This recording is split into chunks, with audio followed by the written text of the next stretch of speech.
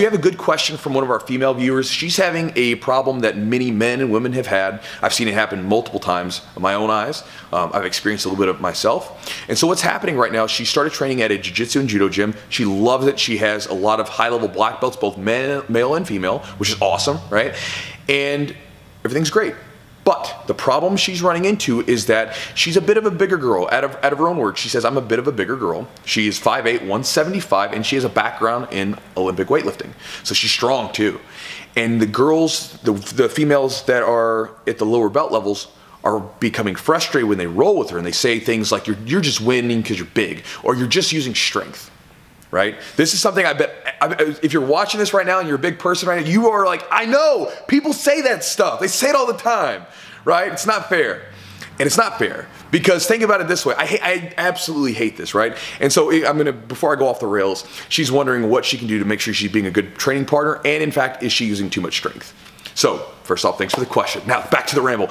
If you're in this situation, it's so frustrating because like in jiu-jitsu, you can be flexible and nobody says, they don't say anything, right? Like if some person folds up in half, like you're passing their guard and they fold up in half and somehow like pull a triangle out of their ass, right? You can't say, oh, you triangled me because you're flexible, even though it's part of the equation, right? I mean, like there's no way, like you're not gonna fold me in half. My body just doesn't contort that way. Speed, right? Like smaller people are fast. I can't say, oh man, you just caught that armbar because you're fast. Right? Or if you're just in really good shape, like I can't say, oh man, you just beat me because you're in shape, right? But everyone says it about strength. Oh, you beat me because you're strong. I don't know why it's so frustrating.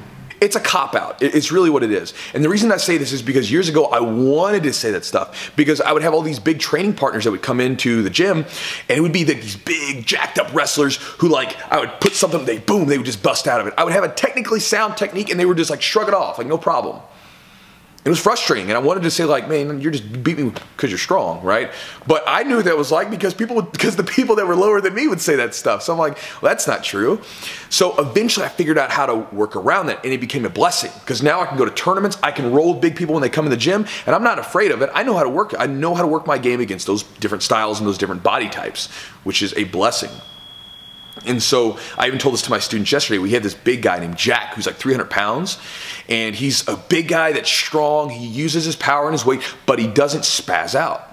He just tries to work on his techniques. You can see the wheels are spinning, the light bulb's going off, and he's working on stuff, which is great because it means he's trying to use his technique. And it's a great opportunity for some of the young guys to be able to, or some of the smaller guys to roll with him and learn how their game is going to work against a bigger, stronger opponent without getting injured because he's not just jumping on top of them. Because I know for me, like one of the reasons I can play against big guys in tournaments or when people come in is because I did this already. I went through all this hard part. Now, what's going on right now is essentially, humans, we're like tribal creatures, right? So we've got our little group. We know our pecking order, especially when it comes down to rolling. We all kind of know where we stand. I can beat you, you beat me, and you kind of know where you stand. What's happening is you're the outsider and you're coming in with this physical attribute that they haven't learned to deal with yet. They will learn to deal with it if they keep training, but they haven't yet. And so you're coming in and you're shaking things up a little bit. They don't like it. So instead of saying, hey, my game lacks, I lack the ability to apply my game against a strong opponent, it's much easier just to say, you're strong, you're big. That's the reason you beat me. It's not because I don't have a good enough technique, it's because you're strong. It's a cop-out. That's all it is. Period, point blank. That's all it is.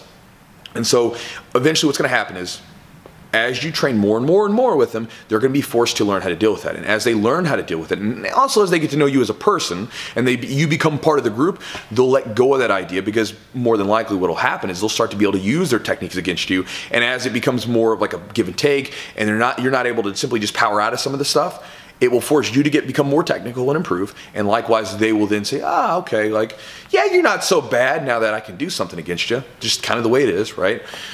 So as far as being a good partner though, make sure that you're constantly trying to improve your technique, that you're trying to bring in new techniques and blend them with your strength so that you're not just relying on strength alone. This will probably happen as simply as a byproduct of them getting better and forcing you to use your technique.